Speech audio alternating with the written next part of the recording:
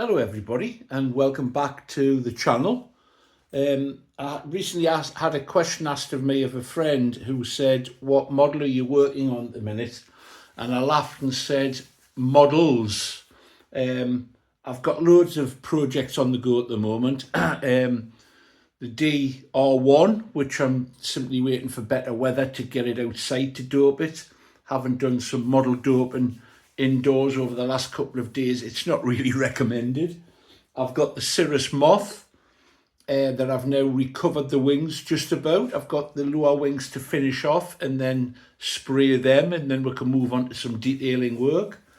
I've acquired a couple of model gliders ready to fly jobs, just because I wanted to give that a go, and I've been setting up the radio gear with them. And then there's this model. Now, a little bit of background. Some of you will recognise it if you're regular subscribers. For those of you who haven't seen the video or are new to the channel, a little bit of background on it. This is a vintage design. You're looking at the fuselage and part of the tail surface. I don't know where I've put the rudder at the moment, to be honest with you. It's called the Rudder Bug, and it was designed by Walt Good in 1949, and it was one of the very earliest purposely designed radio control models. Before that date, people had been experimenting with radio control in a leisure capacity at least, by converting really large free flight models. They needed to be large to handle the weight of the radio gear at the time. This was a departure in that it was designed around what at the time was considered very lightweight gear. By our standards, we'd consider it brick-like, I'm sure.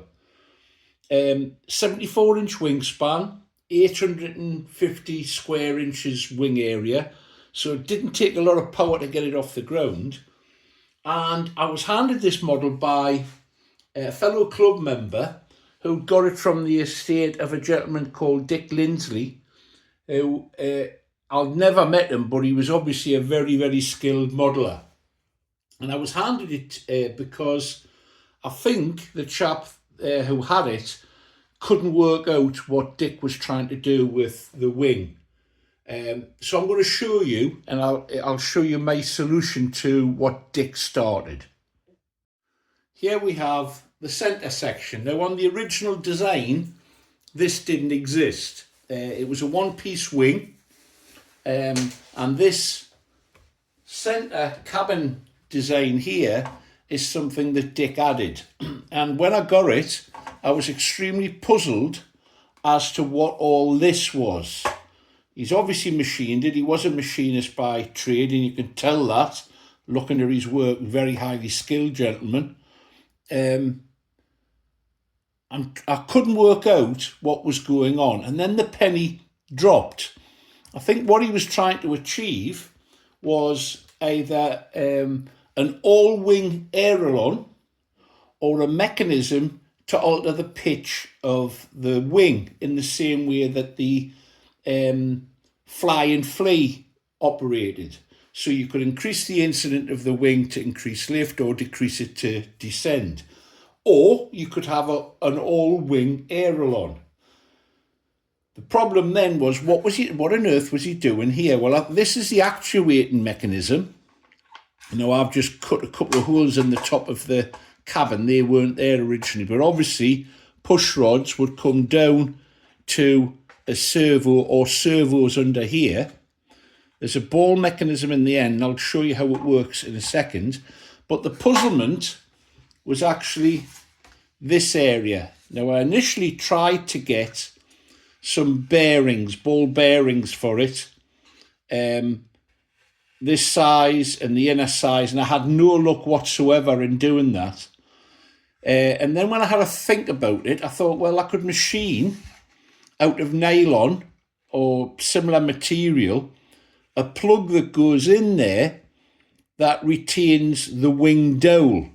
Now, the wing dowel at the moment is a piece of steel, and it's obviously heavy.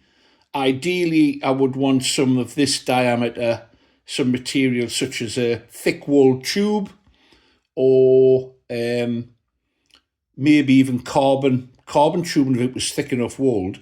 That being said, if need be, I can drill this out, I can machine it out. And if push comes to shove and I'm stuck with this, I think the model would easily handle this extra weight, to be honest with you. But we'll see. So what have I done? Well, I've made this. Through carefully measuring the internal diameter of the steps that Dick had machined in here, I believe that is for a mechanism to hold the dowel in place to stop it sliding back out, although I don't think that's really a possibility. I wasn't sure whether I would get it right, but that's what I've come up with, and to my shock and surprise, it's worked. I'll show you what happens. If I put this in, it locks on. There are a number of steps which Dick machined into this aluminium structure here, and I've mirrored it so that this becomes a fit to it. I'll copy this one now for the other side. So it slides in, and that'll be glued in place. And if I just pause this for a second, get a better angle, I'll show you how the wing's going to operate. I've moved the camera around, I hope to an angle that'll make this a little clearer.